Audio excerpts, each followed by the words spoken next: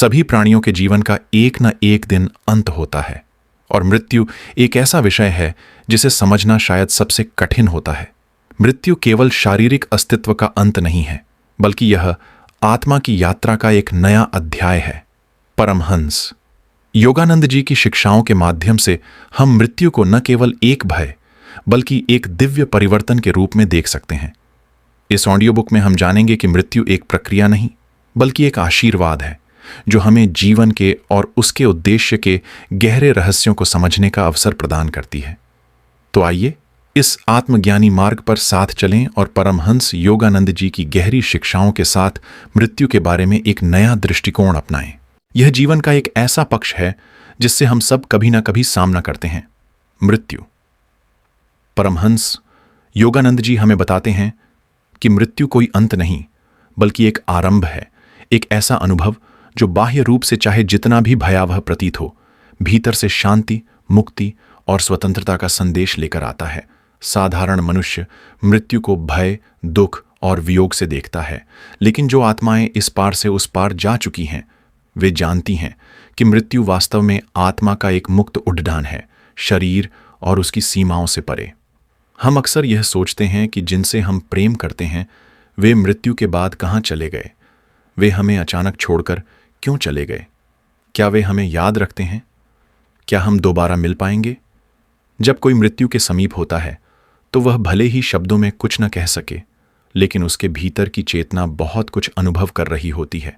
वह सोचता है, क्या मैं अपने प्रियजनों को फिर कभी देख पाऊंगा।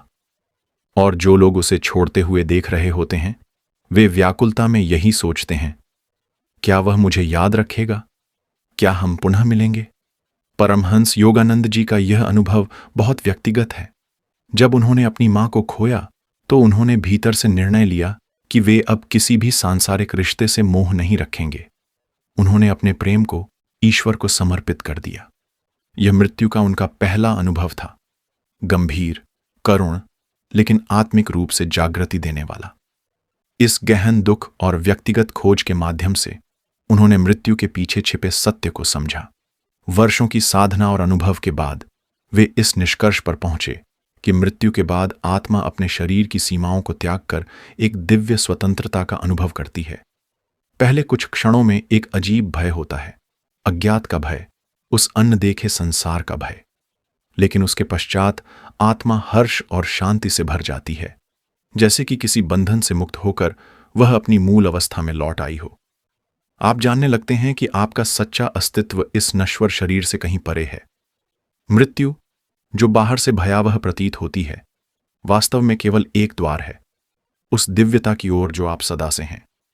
हमें यह नहीं भूलना चाहिए कि हम सभी को एक दिन मृत्यु का सामना करना ही है। फिर मृत्यु से डरने का क्या औचित्य। जैसे हम निद्रा में जाकर हर रात अपने शरीर की चेतना को विसर्जित कर देते हैं, वैसे ही मृत्यु भी महज एक दीर्घ विश्राम है, आत्मा की यात्रा का एक और चरण। मृत्यु जीवन से मुक्त होने की अवस्था है, कोई अंत नहीं। अतः जब मृत्यु आपके द्वार पर आए तो घबराएं नहीं, मुस्कुराएं, क्योंकि यह अनुभव आपको जीवन के सबसे महान रहस्यों में से एक सिखाने आया है। आप अमर हैं। आत्मा न कभी जन्म लेती है न मरती है, वह केवल अपने स्वरूप और आवरण बदलती रहती है। यह शरीर आया है और एक दिन चला जाएगा, लेकिन इसके भीतर जो चेतना है वह परमात्मा का अंश है, शाश्वत और अविनाशी। लहरें समुद्र से उठती हैं, किनारे तक आती हैं, फिर समुद्र में विलीन हो जाती हैं। वे समाप्त नहीं होती, वे बस अपने स्रोत में लौट जाती हैं। इसी प्रकार जब यह जीवन समाप्त होता है, हम परम शांति के सागर में लौटते हैं जहां से हम आए थे। जिस आत्मा का आप अनुभव कर रहे हैं वह ऊर्जा का शुद्ध स्वरूप है, और विज्ञान स्वयं कहता है न तो ऊर्जा को नष्ट किया जा सकता है और न ही उत्पन्न। आत्मा शुद्ध ऊर्जा है और वह सदा से है, सदा तक रहेगी। मनुष्य की आत्मा जो ईश्वर का अंश है, न कभी जन्म लेती है न कभी मरती है। यह शुद्ध चेतना, यह आध्यात्मिक तत्व नश्वर शरीर के परिवर्तन से प्रभावित नहीं होता। जैसे आप हर दिन वस्त्र बदलते हैं, वैसे ही आत्मा भी केवल शरीर रूपी चोले को बदलती है। क्या आपने कभी वस्त्र बदलने पर यह महसूस किया है कि आप बदल गए हैं? बिल्कुल नहीं, आप वही हैं। इसी प्रकार मृत्यु केवल शरीर का परिवर्तन है, आत्मा की नहीं। मृत्यु, जैसा कि आमतौर पर हम समझते हैं, वास्तव में कोई अंत नहीं है। यह केवल एक स्थिति से दूसरी स्थिति की ओर गति है, एक अवस्था से दूसरी जागरूक अवस्था की ओर यात्रा। जब यह शरीर थक जाता है, जब जीवन की परिस्थितियां अपना उद्देश्य पूर्ण कर चुकी होती हैं, तब आत्मा केवल विश्राम के लिए सूक्ष्म लोकों की ओर लौटती है। भगवद गीता में आत्मा की अमरता को अत्यंत सुंदरता और सांत्वना के साथ वर्णित किया गया है। न जायते म्रियते व कदाचित। आत्मा न कभी जन्म लेती है न मरती है। वह अजन्मा, शाश्वत, सदा रहने वाली और अविनाशी है। मृत्यु वास्तव में जीवन का अंत नहीं, एक विराम है। जब कर्मों का उद्देश्य पूर्ण हो जाता है या जब शरीर अत्यधिक पीड़ा में होता है, तब आत्मा को यह अवसर दिया जाता है कि वह विश्राम करे, पुनः ऊर्जा एकत्र करे और आगे की यात्रा के लिए स्वयं को तैयार करे। उनके लिए जो जीवन में अत्यधिक दुख भोगते हैं, मृत्यु एक करुणामयी मुक्ति बन जाती है, एक शांत जागृति, एक गहराई से भरी चुप्पी, जहां आत्मा फिर से अपने शाश्वत घर की ओर लौटती है। वयोवृद्ध व्यक्तियों के लिए मृत्यु एक थकान भरी यात्रा के अंत में प्राप्त विश्राम है। यह उनकी सेवानिवृत्ति पेंशन के समान है, वर्षों की तपस्या, संघर्ष और अनुभवों का फल। यह विश्राम दुखद नहीं, बल्कि शांत और संतोषप्रद होता है। जब हम इस संसार की ओर देखते हैं, जहां चारों ओर मृत्यु ही मृत्यु है, और सोचते हैं कि हमें भी एक दिन यह शरीर त्यागना होगा, तो ईश्वर की यह योजना कठोर प्रतीत होती है। कैसे वे इतने निर्दयी हो सकते हैं, यह विचार सहज ही मन में आता है। लेकिन जैसे ही हम मृत्यु की प्रक्रिया को आत्मज्ञान की दृष्टि से देखते हैं, हमें इस रहस्य का उत्तर मिलने लगता है। मृत्यु एक अंत नहीं, बल्कि एक महान योजना का भाग है, एक परिवर्तन जो केवल एक स्वप्न की तरह है। यह आत्मा की ईश्वर की ओर वापसी है, एक बार फिर आनंद और स्वतंत्रता में लीन होने की प्रक्रिया। चाहे वह संत हो या पापी, मृत्यु के बाद आत्मा को उसके कर्मों के अनुसार प्रभु के सूक्ष्म जगत में एक प्रकार की स्वतंत्रता दी जाती है। वहां आत्माएं उस शांति का अनुभव करती हैं जिसे इस पृथ्वी पर कभी नहीं जाना गया। इसलिए जब कोई प्रिय मृत्यु के द्वार से गुजरता है, तो हमें शोक नहीं, श्रद्धा के साथ उसे विदा देना चाहिए, क्योंकि वह कुछ ही क्षणों में उस भ्रम से बाहर निकलकर एक नई स्वतंत्रता का अनुभव करने वाला है। एक बार जब वह आत्मा इस स्वप्न से बाहर आ जाती है, तब वह कहती है, मृत्यु तो एक भ्रम थी, मैं तो कभी मरा ही नहीं। अब उसे कोई अग्नि जला नहीं सकती, कोई जल डुबो नहीं सकता। वह अजर है, अमर है और पूर्णतः स्वतंत्र है। मरते समय जब शरीर थक चुका होता है, तब चेतना एक अवर्णनीय शांति का अनुभव करती है। सांसों का बोझ हट जाता है, शारीरिक पीड़ा समाप्त हो जाती है। आत्मा ऊपर उठती है, जैसे एक उजली मधुर धुंध से होकर, शांति की ओर, प्रकाश की ओर। मृत्यु के पश्चात आत्मा एक गहन विस्मरणशील निद्रा में प्रवेश करती है, एक ऐसी निद्रा जो इस पृथ्वी पर अनुभव की जाने वाली सबसे गहरी नींद से भी लाखों गुना अधिक गहन और आनंदप्रद होती है। यह विश्राम आत्मा के लिए ईश्वर की गोद में लौटने के समान है, जहां वह सभी सांसारिक कष्टों, चिंताओं और द्वंद्वों से मुक्त होकर मौन में लीन हो जाती है। परंतु यह मृत्यु के बाद का अनुभव सभी के लिए एक जैसा नहीं होता। जैसे पृथ्वी पर हर व्यक्ति की नींद की अवधि, गहराई और स्वप्न अलग होते हैं, वैसे ही मृत्यु के उपरांत की अवस्था भी भिन्न भिन्न होती है। जो व्यक्ति इस जीवन में सदाचार, प्रेम और सेवा की भावना से जीते हैं, वे मृत्यु के बाद एक दिव्य अचेतन विश्राम की अवस्था में चले जाते हैं। फिर जब वे पुनः चेतन होते हैं, तो किसी उच्च सूक्ष्म लोक में, जहां आनंद और प्रकाश का साम्राज्य है, वहां जागते हैं। एक बार एक नए शिष्य ने पूछा, क्या वास्तव में स्वर्ग जैसा कोई स्थान है? मैं उस पर कभी विश्वास नहीं कर सका। परमहंस योगानंद जी मुस्कुराए और बोले, हाँ है। जो ईश्वर से प्रेम करते हैं और श्रद्धा रखते हैं, वे मृत्यु के उपरांत उसी सूक्ष्म जगत में जाते हैं। वहां आत्मा को अद्भुत शक्तियां प्राप्त होती हैं। वहां कोई वस्तु प्राप्त करने के लिए हाथ पैर नहीं हिलाने पड़ते, केवल विचार करते ही वह वस्तु प्रकट हो जाती है। वहां का शरीर प्रकाश से बना होता है, झिलमिलाता हुआ, शुद्ध और दिव्य। वहां की ध्वनियां रंग और तरंगें पृथ्वीवासियों की कल्पना से भी परे होती हैं। मृत्यु कोई अंत नहीं है। यह तो केवल परिवर्तनशील स्थूल जगत से एक और अधिक दिव्य, सूक्ष्म और आनंदमय लोक की ओर स्थानांतरण है। यह आत्मा की एक नई यात्रा की शुरुआत है। श्री युक्तेश्वर जी कहते हैं, सूक्ष्म जगत अत्यंत सुंदर, सुव्यवस्थित और शुद्ध होता है। वहां कोई निर्जीव ग्रह नहीं, कोई बंजर भूमि नहीं। पृथ्वी के जैसे अभिशाप, जैसे कीड़े, जीवाणु, सांप या खरपतवार वहां नहीं होते। वहां की जलवायु भी स्थिर है, चिरवसंत का स्पर्श लिए हुए।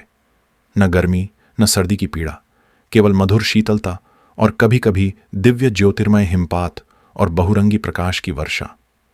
वह एक ऐसा स्थान है जहां आत्मा पहली बार अपने असली घर का अनुभव करती है। एक ऐसी दुनिया जो न खत्म होने वाला स्वप्न नहीं, बल्कि जागृत आनंद की सच्ची अनुभूति है। सूक्ष्म जगत के दिव्य ग्रहों पर स्फटिक के समान पारदर्शी जल से भरी झीलें, उज्ज्वल और शांत समुद्र तथा इंद्रधनुषी रंगों से सजी नदियां बहती हैं। वहां की प्रकृति इतनी अद्भुत और निर्मल है कि वह किसी स्वप्न से भी अधिक सुंदर प्रतीत होती है। वहां की आत्माएं झिलमिलाते प्रकाश से बने वस्त्र पहनती हैं। वे स्वयं को ठोस हड्डियों और मांस की सीमा में नहीं बांधती, न ही वे ऐसे भारी और दुर्बल शरीरों को धारण करती हैं जो किसी ठोस वस्तु से टकराकर टूट जाएं।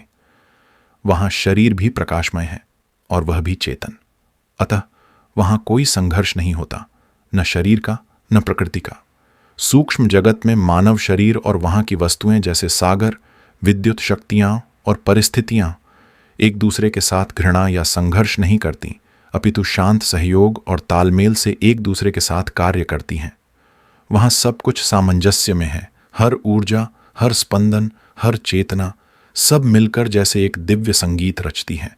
वहां की आत्माएं प्रकाश से निर्मित किरणों पर चलती हैं और उन्हें जो आहार या ऊर्जा प्राप्त होती है वह केसरिया किरणों के रूप में होती है। वे ऑक्सीजन नहीं बल्कि परमात्मा के आनंद की श्वास लेती हैं। जीवन का स्रोत वहां ईश्वर की दिव्य चेतना है। वहां जन्मों जन्मों के मित्र सहजता से एक दूसरे को पहचान लेते हैं। श्री युक्तेश्वर जी कहते हैं, मित्रता की अमृता को जानकर आत्माएं आनंदित होती हैं। वे प्रेम की उस शाश्वतता को अनुभव करती हैं जिस पर पृथ्वी पर मृत्यु के समय संदेह किया जाता था। फिर वे एक महत्वपूर्ण सत्य बताते हैं। हम अपने प्रियजनों की मृत्यु पर रोते क्यों हैं? क्योंकि हम अपने नुकसान पर शोक मनाते हैं। परंतु यदि वे आत्माएं एक उच्चतर संसार में जीवन की श्रेष्ठ पाठशाला में प्रशिक्षण प्राप्त करने गई हैं, तो हमें उनके लिए दुखी नहीं, प्रसन्न होना चाहिए। क्योंकि यदि हम अपनी स्वार्थी इच्छाओं को उनसे जोड़कर उन्हें मृत्युलोक में बांधे रखते हैं, तो हम उनके आध्यात्मिक विकास में बाधा उत्पन्न कर सकते हैं। प्रेम का वास्तविक रूप तो वही है जो परमात्मा की योजना में सहयोग दे, न कि बाधा बने। प्रभु नित्य नवीन हैं।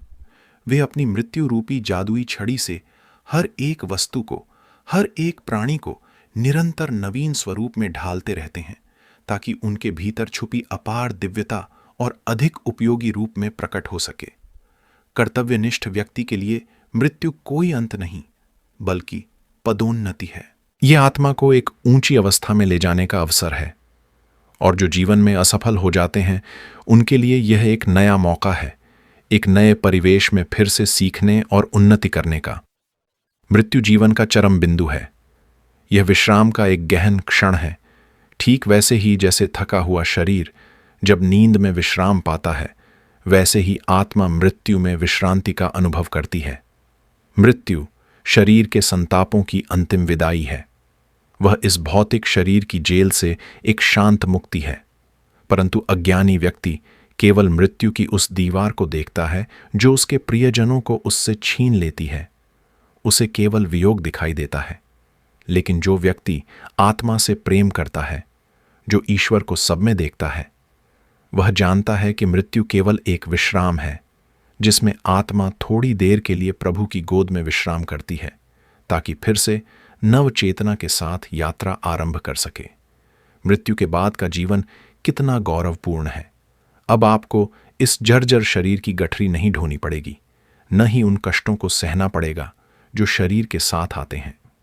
अब आप शारीरिक सीमाओं से परे एक सूक्ष्म स्वर्ग में मुक्त होंगे, जहां आत्मा स्वतंत्र, शांत और प्रकाशमय होती है। मैंने एक बार एक युवक की मृत्यु के क्षण की मानसिक झांकी देखी। ईश्वर ने मुझे उसके माध्यम से मृत्यु की दिव्यता का दर्शन कराया। वह युवक मृत्युशैया पर था। डॉक्टरों ने कहा, तुम्हारे जीवन का अब केवल एक दिन शेष है। और उस युवक ने मुस्कुराकर उत्तर दिया, एक ही दिन बचा है और फिर मैं अपने प्रियतम प्रभु के पास पहुंच जाऊंगा। जब मृत्यु अमरता के द्वार खोलेगी और मैं इस दुखमय संसार की कारा से मुक्त हो जाऊंगा, तो मेरे लिए शोक मत करना, क्रंदन मत करना। हे मेरे प्रियजनों, जो अभी भी इस संसार के उस निर्जन किनारे पर रह गए हों, जहां शोक और विलाप के बादल मंडराते हैं, मैं तुम पर करुणा करता हूं, क्योंकि तुम मेरे जाने पर जो आंसू बहा रहे हो, वो मेरी नहीं, अपनी हानि के लिए है। लेकिन मैं तुम्हारे लिए हर्ष के आंसू बहाता हूं, क्योंकि मैं पहले जा रहा हूं, ताकि तुम्हारे आने से पूर्व उस मार्ग पर ज्ञान के दीप जलाकर रख सकूं, और मैं वहीं हमारे प्रियतम प्रभु के साथ तुम्हारे स्वागत के लिए प्रतीक्षा करूंगा। हे प्रियजनों, मेरे आनंद में तुम भी प्रसन्न हो। तुम नहीं जानते कि इस संसार में तुम्हारे साथ आगे क्या घटित होने वाला है। तुम्हें जीवित रहना है और चिंता करते रहना है, संघर्ष करते रहना है। जो चले गए हैं वे हम पर करुणा करते हैं, हम पर आशीर्वाद बरसाते हैं, तो फिर उनके लिए शोक क्यों? मैंने एक बार यह कथा उस मां को सुनाई जिसने अपना पुत्र खो दिया था। मेरे यह समझाने के पश्चात वह शांत हो गई। उसने कहा, इतनी गहन शांति मैंने पहले कभी अनुभव नहीं की। मैं अब जानती हूं कि मेरा पुत्र मुक्त है। पहले मैं सोचती थी कि उसके साथ कुछ भयानक हुआ है, लेकिन अब मेरा हृदय हल्का हो गया है। प्रियजन की मृत्यु पर अकारण शोक करने की बजाय यह समझिए कि वह ईश्वर की इच्छा से एक उच्चतर लोक में चला गया है, जहां उसे और अधिक शांति और अधिक प्रकाश प्राप्त होगा। प्रार्थना करें कि आपका प्रेम, आपकी शुभकामनाएं उसके अगले चरण में उसके लिए प्रोत्साहन का संदेशवाहक बने। यह दृष्टिकोण, यह चेतना आपके भी जीवन को प्रकाश से भर देगी। निःसंदेह यदि हम दिवंगत आत्माओं को याद ही न करें तो हम मनुष्य कहलाने योग्य नहीं हैं। परंतु यदि हम केवल उनके जाने से उत्पन्न अकेलेपन में डूबे रहें तो यह हमारी स्वार्थी आसक्ति ही है जो उन्हें इस लोक से बांध सकती है। हमारा अत्यधिक शोक उनकी आत्मा के लिए और अधिक शांति और मुक्ति की ओर आगे बढ़ने में बाधा बनता है। मृत्यु पर शोक व्यक्त करने का उचित ढंग, जैसा कि परमहंस योगानंद जी ने अपनी प्रारंभिक और अग्रिम शिष्यों में से एक श्री ज्ञान माता जी के स्मृति सभा में कहा था, जिन्हें वे प्रेम पूर्वक और श्रद्धा से शिष्ट कहते थे। परमहंस जी ने कहा, पिछली रात जब मेरी आंखों में आंसू थे तो किसी ने मुझसे कहा कि मुझे प्रसन्न होना चाहिए, क्योंकि सिस्टर अब परमात्मा के आनंद में मुक्त हैं। परमहंस जी ने उत्तर दिया, मैं जानता हूं कि सिस्टर कितनी सुखी हैं। उनके जीवन का यह श्रेष्ठ अध्याय कैसे बंद हो गया, उनके शरीर से पीड़ा कैसे दूर हो गई। मैं जानता हूं कि ईश्वर में मेरी आत्मा उनके साथ है, परंतु ये जो आंसू हैं यह प्रेम के आंसू हैं, क्योंकि जीवन के इस छोर पर उनकी कमी मुझे अनुभव होगी। सिस्टर, जो उज्ज्वल और विनम्र प्रकाश थीं, मेरे सामने लुप्त हो गईं और ईश्वर के महान प्रकाश में विलीन हो गईं। यही मेरा संतोष है, यही मेरी उदासी है, और मैं उदास होने में भी प्रसन्न हूं, क्योंकि वे हमारे हृदय में इतनी अधिक प्रेम को प्रेरित करने के लिए हमारे साथ थीं। ये वह दृष्टिकोण है जिससे हम दिवंगत प्रियजनों के प्रति शोक और प्रेम को संतुलित कर सकते हैं। यदि हम चाहते हैं कि दिवंगत आत्माओं के प्रति हमारे विचार पहुंचें, तो हमें उनका स्मरण इस प्रकार करना चाहिए। अपने कमरे में शांत बैठकर प्रियजनों के साथ हमारी शाश्वत कड़ी। जैसे आप अपने प्रियजनों को नहीं भूलते हैं, वैसे ही वे भी आपको नहीं भूलते हैं। आप जितनी बार चाहें अपने प्रियजनों को प्रेम और सद्भावना के विचार भेज सकते हैं, परंतु कम से कम एक बार साल में, शायद किसी विशेष वर्षगांठ पर, अवश्य मन ही मन उन्हें यह कहें, हम फिर कभी मिलेंगे और एक दूसरे से अपना दिव्य प्रेम और मित्रता बढ़ाना जारी रखेंगे। यदि आप निरंतर उन्हें अपने प्रेमपूर्ण विचार भेजते रहें तो कभी ना कभी आप उन्हें फिर से अवश्य मिलेंगे। आप जान जाएंगे कि यह जीवन अंत नहीं है, बल्कि यह आपके प्रियजनों से संबंध की शाश्वत श्रृंखला की एक कड़ी मात्र है। भले ही मैं वर्तमान जीवन की सतह पर तैरूं या मृत्यु की लहर के नीचे डूब जाऊं, मैं आपकी समुद्र रूपी रक्षात्मक सर्वव्यापक अनंत जीवन की गोद में विश्राम करता हूं। मैं आपकी अमर बाहों में सुरक्षित हूं। मैं भर उड़ान, एक तारे से दूसरे तक, चाहे अनंतता के इस ओर या दूसरी ओर, या जीवन की लहरों के माध्यम से तरंगित हो, एक परमाणु से दूसरे तक, प्रकाश के साथ उड़ता, तारों के साथ तेजी से घूमता, या मानव जीवनों के साथ नृत्य करता, मैं अमर हूं। मैंने मृत्यु की चेतना से अपना पुनरुत्थान कर लिया है। ईश्वर का अनंत जीवन मेरे अंदर से होकर बहता है। मैं अमर हूं। मेरे मन की लहर के पीछे ब्रह्मांडी चेतना का सागर है। आज हमने मृत्यु के विषय में गहरी समझ प्राप्त की। परमहंस योगानंद जी की शिक्षाओं के माध्यम से यह जाना कि मृत्यु कोई अंत नहीं, बल्कि जीवन के एक नए चरण का प्रारंभ है। यह हमें यह सिखाता है कि हम मृत्यु को एक अवसर के रूप में देखें, जहां हम अपने आत्मा के अनंत शांति और ज्ञान में विलीन हो सकते हैं। याद रखें, मृत्यु केवल शारीरिक रूप से हमें छोड़ने का एक क्षण है, लेकिन आत्मा अनंत और अमर है। आइए हम इस जीवन को प्रेम, ज्ञान और जागरूकता के साथ जीने का संकल्प लें, ताकि हम हर क्षण में ईश्वर के साथ अपने संबंध को और गहरा कर सकें। धन्यवाद, और याद रखें, मृत्यु केवल शरीर का एक परिवर्तन है। जीवन जो ईश्वर के साथ है, सदा रहता है।